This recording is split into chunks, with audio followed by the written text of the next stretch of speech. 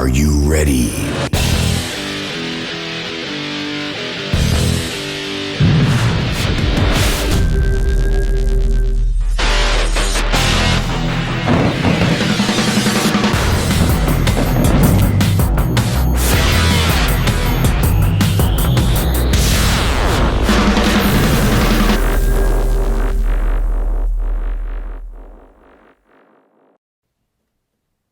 Welcome to the Huddle Playoff Edition, brought to you by McDonald's on Fox 2 and 956sports.com. Pleasure to have you joining us, and it's time to recap what's happened across the Rio Grande Valley and that of South Texas football in the last 48 hours. Let's start with the only team that's advancing to the fourth round of the playoffs, the Port Isabel Tarpons. They're taking on Navarro, and Navarro would score on their very first possession. 8 plays, 75 yards later. Check out this run right here as he takes it around the end.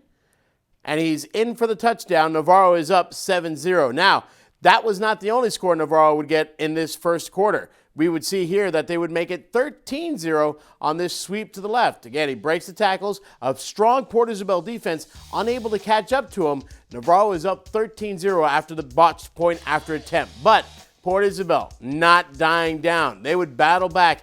Check out Javier Vela right here. He takes the snap, goes, finds the hole, and 55 yards later, I didn't know a man that size could move like that. Javier Vela is proving everybody wrong. That puts Port Isabel on the board 13-7. Still, lots of scoring in the first half. A lot of scoring. Watch Javier Vela again. He's going to take this, and he's going to move the pile to the 1 yard line. That would set up his quarterback, Isaias Martinez, who would push it right in. It's 14-13, Port Isabel. Still some more scoring that would go on, but in the second half, Martinez would score on the keeper. 25 yards, 20-19. That's 18 seconds into the third quarter. Navarro, though, would take a 28-20 lead. Port Isabel would have to drive the ball 95 yards down the field. Vela would score with 1 second left on the clock. 2-point conversion would be good, and they would tie it up. Heading to overtime, and check out Isaiah Martinez in overtime, making sure that his team is able to advance with the quarterback sneak. Great defense by Port Isabel. We'll see how deep Navarro gets into Port Isabel territory, on the verge of tying it up one more time, forcing double overtime. 3 times they only gained 1 yard on the Port Isabel Tarpons. Then this pass right here, not good, and watch the celebration. The Port Isabel Tarpons advance to the fourth round of the playoffs. They will take on Belleville in Corpus Christi at Capitas Field. And let's check in with Coach Monty Stomball. We knew it was going to be a tough ball game. We knew that they ran the ball, could control the clock, and they did. And, you know, luckily we got some stops. But, you know, we knew it was going to be a tough physical ball game, and it was going to be like this. And, you know, we felt like we could move the ball on them. We just hoped we could get a few stops, and luckily we did, and were able to come out on top. So, you know, it was just one physical game. I just, you know, see how beat up we are, but it was a physical ball game. Great, Coach. Let's go over to our McDonald's drive-through lane and get Dr. Greg Selber and Coach Gene Garza's thoughts. Gentlemen. Port Isabel made the amazing comeback. They were down 13-0. They won 35-28. They've had a lot of memories in the past. They gave you one we were talking about a minute ago. What was one of the great games you remember involving the Tarpons? You know, Port Isabel, when they beat Rice in that double or triple overtime, that was crazy. That was awesome. You know, and that's something that PI has, the Tarpon Nation, right? They got tradition, and you go back in the playoffs, and that's when they actually start playing football. Right, that's when they get cranking up. Yeah, they're a postseason team. You know, they get ready for the playoffs, and they execute. And watching the film, you know, you saw Port Isabel. I mean, they were doing the little things correctly. They were executing. Blocking, they were hitting. It was collision football at its best. You know, the Georgia-Alabama game, that's what this was. You know, PI against Nevada, I mean, they were playing big boy football. And it was awesome. I mean, I saw highlights. I didn't see the game. I saw highlights, and I was impressed with the way Port Isabel executed in that second half. Well, I enjoyed it myself. Now, let me ask you this. From the coaching perspective, okay, so you're on a roll. You've won 3 playoff games. You're high as a kite. What do you do on Monday morning or Monday afternoon to start off the week of work? You know, you got to refocus those kids because, you know, they start reading. Hey now, calm down. They'll start reading, you know, the newspaper, seeing TV, and it gets to their head, right? And they think they won the game before they actually did, right? You know, they have a chance. You know, they have a chance against Belleville, and they got to do the little things correctly. Come come Monday, they got to work. They got to work. The season's not over. I mean, they could do something that hasn't been done in a while since Edinburg did it. Yeah. Or since the PI did it. Since PI did That's it. correct. 5 down, 5 down. Yeah. You know, the funny thing is that when you take a team that has that tradition, you got the mojo, you got the magic, you feel like they can keep it going for another week at least. They'll be the region champs, man. And we're all hoping that. I mean, the entire Rio Grande Valley community is rooting for Port Isabel right now. I mean, that's something that's. I mean, it gives me chills. I mean, me too. I get butterflies. I'm not even coaching there. I'm not even playing there. I'm not from the community, but we're rooting for Port Isabel. We're all one big happy family in December. That's right. PI is moving on, and we're fired up about it. December football, awesome. Yeah. Beautiful. Excellent, guys. Let's move on to our next game. Sharyland taking on San Antonio Madison. San Antonio Madison known for doing what they do and taking out Valley teams this deep in the playoffs. Let's get to it right now. San Antonio Madison's Tyler Mangold, he would go deep to Byron Daniels. The ball goes down to the 10-yard line. Watch this. Daniels goes up, comes down with it. They're at the 10-yard line. And, of course, Marquise Warford. He's a Division I recruit. They would take the early lead. Sharyland, though, would try to get back into the game. Check out Tres Barreras. He drops back. He is going to connect with Christian Martinez. He's going to do a little juke move, a little dive, and we're up in Madison territory. However, Madison's Warford, he'll be playing with Memphis next season. Check this out, 80 yards. He's going from the M for Madison to the M for Memphis. Warford, 80 yards, and that was not very good for Sharyland. They did, however, score late in the game, making it 40-13. Here is your score, your touchdown. Tres Barrera, and he has got a completion. Our cameraman was on the field as senior quarterback Tres Barrera spoke to his team. Life is next. That's the big challenge. This is just a game. Football is just a game. You can't play it forever no matter how long you live. It's what you're going to use from this in your life to be a man. Every book has its end, and I know it's a sad feeling the end right now, but it's just the way it happens. It's what God had planned. We just got to keep moving forward, and I'm just happy to be a part of this. I'll never forget this for the rest of my life. Plus, we had a chance to catch up with head coach Ron Adame. Well, when you get to the third round of the playoffs, it's a different level of competition, and it's going to take a lot of hard work to get over that hump. Harlingen did it last year, and hats off to them. But it gives these guys a feel and a taste for this level of competition, and our goal is to be back, but not just be back, but to get over this hump. So I think it's served as a good experience for not just our seniors, but our younger kids. And now we go over to the McDonald's drive-thru Lane B, check in with Greg Selber and Gene Garza. Gentlemen.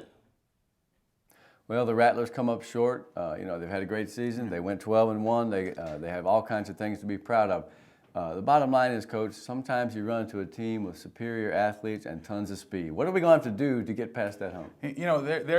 Once you get further and further into the playoffs, there's a lot of Division I players out there, right? And we need to compete with them. And the thing that we need to do is we got to work in the offseason. That's what we got to do. And the thing that comes to mind is speed kills.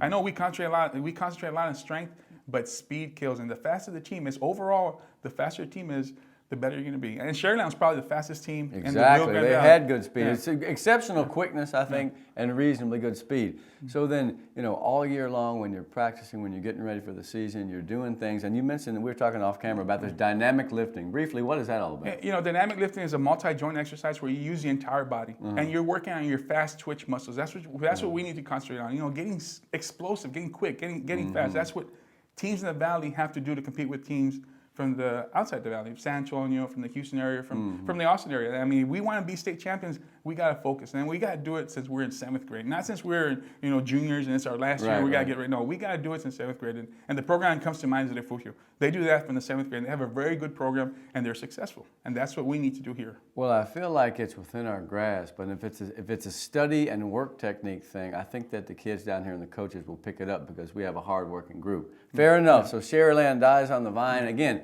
An amazing season for the Rattlers, and I believe they're going to be pretty good next year too. Oh, they'll reload. They'll reload. Yeah, Ronnie Adame has a good program going on over there. Sharyland has a good program. So.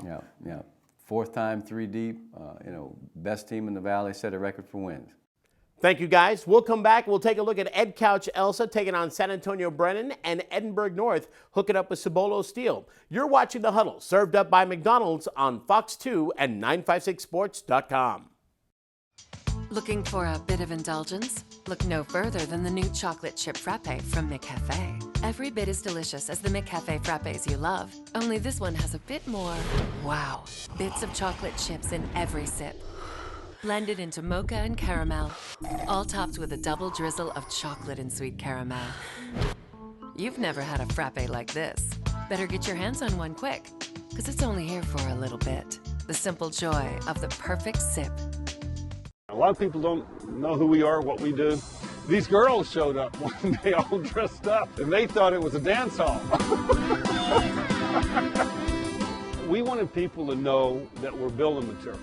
Mott's cash and carry building materials. People come in and they're surprised. Man, you guys have got great deals. I didn't know you was here. I mean, we've been here for over 40 years. And you thought the good old days were gone forever? We're still here. Mott's cash and carry building materials. It's not a dance hall, you know. Welcome back to The Huddle, served up by McDonald's on Fox 2 and 956sports.com. We've looked at 2 games, and there's 2 more left to look at. Let's start out in Kingsville, Texas A&M Javelina Stadium, where the Edcouch Elsa Yellow Jackets would make their way onto the field to take on the San Antonio Brennan Bears. Now, the Jacket defense would play incredibly well, good early as Deshaun Key would try running with the ball, but the Jacket defense would force a fumble. The next series, the Jackets have problems holding onto the ball. Lorenzo Fonseca of Brennan would pick it up and race back 35 yards. That puts the Bears up 7-0. In the second quarter, the Bears defense would swarm quarterback Eric Morales. The ball would come loose, and Michael Huron, he would do the scoring for San Antonio Brennan right here. Here comes his run, and they are a little bit faster than our cameraman, but we would catch up, and we were the only ones that would. Huron puts the Bears up 14-0. The Bears would score 28 points off of turnovers and beat Edcouch Elsa 42-0. The Jackets with a great season at 8-5, going 3 deep, and had a great game against Port Lavaca Calhoun. Let's get a little bit more analysis with Dr. Selber and Coach Garza. Gentlemen? Edcouch Elsa, another team that had a great season, Coach, but what was their demise? You know, when you look at Edcouch Elsa, they have probably the hardest working kids out there. I mean, they get after it. But what hurt them was the little things. You know, we got to coach them on the little things. And, you know, it's just, you know, tuck in that ball, you know, avoid the little mistakes, you know. Our defense was sound. Edcouch Elsa's defense was sound. I mean, they were tough. 14 out of the points were defensive allowed. 28 were off turnovers. Off turnovers. You know, that's one of those cardinal rules again. You can't turn the ball over in the playoffs. Correct. So you say that it's an attention to detail and then just an execution on that night because, you know, if you hold the ball out there like Greg Pruitt for OU, man, he was able to keep it, but most people can't. No, I mean, it's just a hand slap away from fumbling, right? And nothing towards the kid because he did a very good job all year round, right? The defense for Edcouch was exceptional. The offense picked it up. They were young. They're coming back next year. That's the thing about that team, man. They're going to be, aren't they going to be incredible? Shouldn't they be like a top 3 next year? I mean, if they don't win the region next year, I'm going to be surprised because if you think about it, only 14 points really came on the defense, right? Right, and that's after they were down. I think if they played again and they didn't turn the ball over, don't you think it would be a fair game? It'll be Yeah, a I lot definitely closer. think It'll be a lot so. closer. And that's why I hate that because you got one chance, and when you put the ball on the ground, you're going to lose. Yeah, and you know, and the basic coaching philosophy: keep it simple, stupid, right, kids? right. But you know, Edcouch, they'll be good next year. You know, and it was a hard loss, right? They didn't score any points, but you know, it's still Edcouch, and those kids are working at it already. They're starting again, so. They never quit, huh? No, it's 365 years around football. My last comment on the Edcouch for the year is that even though they had a crazy year and there was ups and downs, I'm proud of the way they comported themselves. The new group came on, and now we'll see what the transition brings in town. Yeah, no, they'll be fine. Those kids will be fine. It's La Máquina, man. They're always going to be good. Just keep on reloading. So keep on reloading, indeed.